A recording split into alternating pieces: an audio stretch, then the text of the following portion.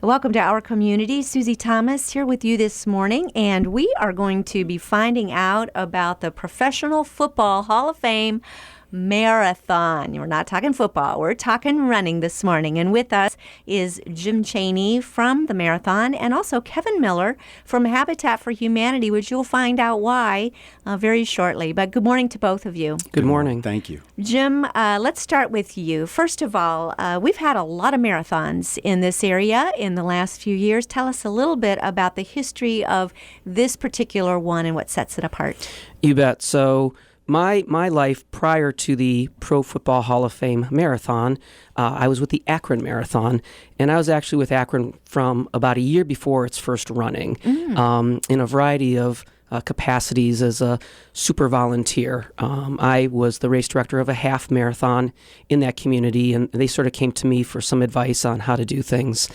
And so I got involved with the Akron Marathon pretty early on.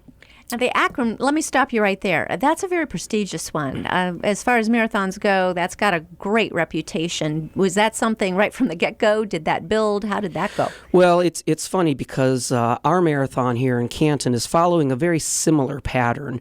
We treat it as a small business. Our runners are customers, and we're trying to do, good in the community. So if you take a lot of those components and put them together, it gives you an opportunity to grow and to make an impact in the community. So Akron, for example, didn't start off with the number of runners that they have now, and they didn't start off with all of the activities that they offer now. So we're following a very similar trajectory as Akron did. Well, I interrupted you, so let's get back now to the history of this Hall of Fame Marathon.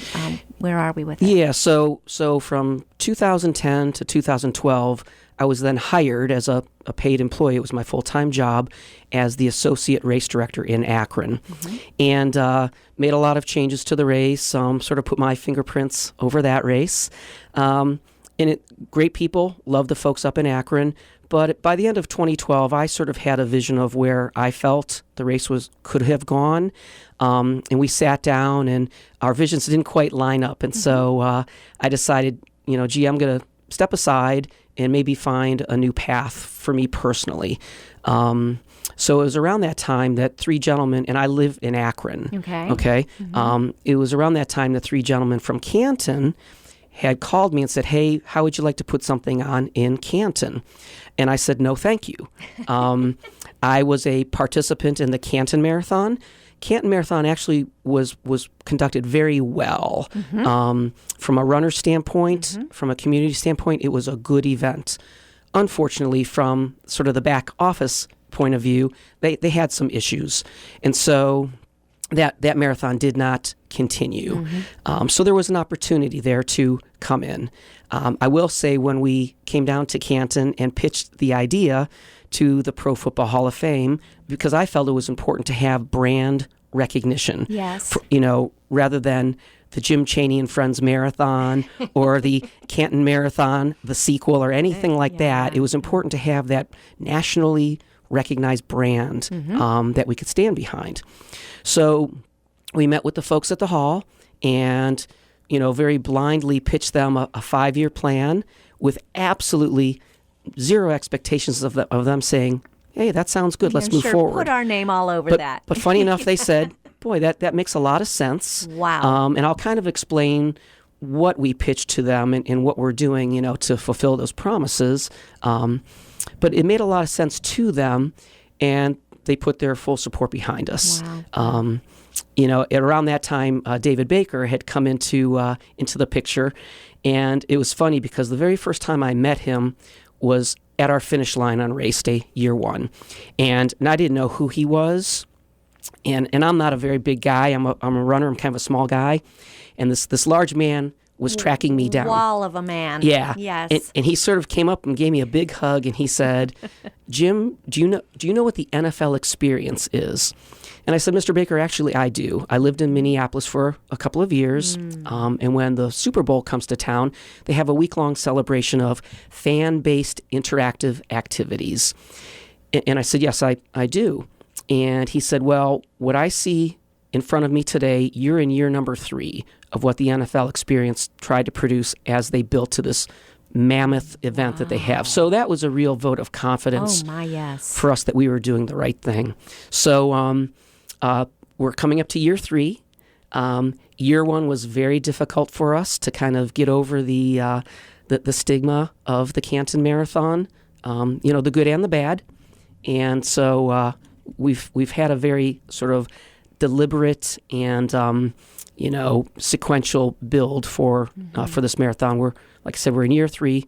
We have a few more years to go till it's in full bloom, I guess is the way to say it. What I hear you saying is that the idea of a marathon in this area is perfect. It really fits, and it's another wonderful event to draw runners from all over the country, all over the world even, to our area and to this community.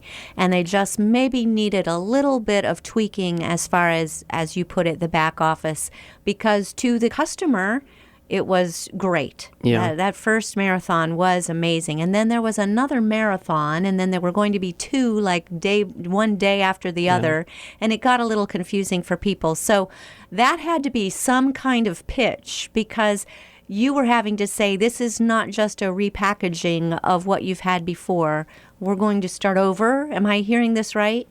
Yeah, and I think our fundamental difference between the Canton Marathon and the subsequent marathons that followed, which coincidentally were put on by sort of the fragments of what remained of the Canton Marathon team. Yeah, it was sad. Yeah.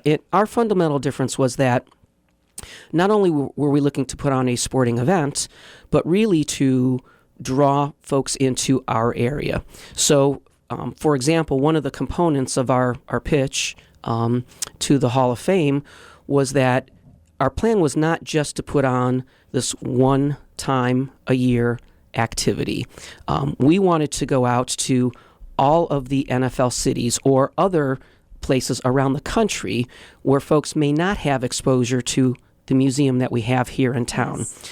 So in the great analogy that I use is that the Hall does a really, really good job of going to, let's say, Houston, and they may do a golf outing with 120 people out on the golf course with a Hall of Famer or what they call a gold jacket. They may go to Denver and have a luncheon with 200 people.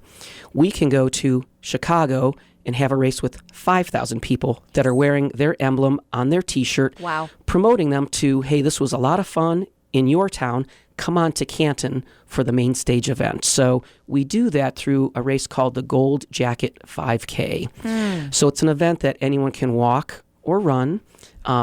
We did 10 NFL cities last year. We're doing about the same number this year. And again, these are sort of spokes on a wheel that go out and reach out to those communities to give them a little bit of awareness of what's happening in Canton, Ohio.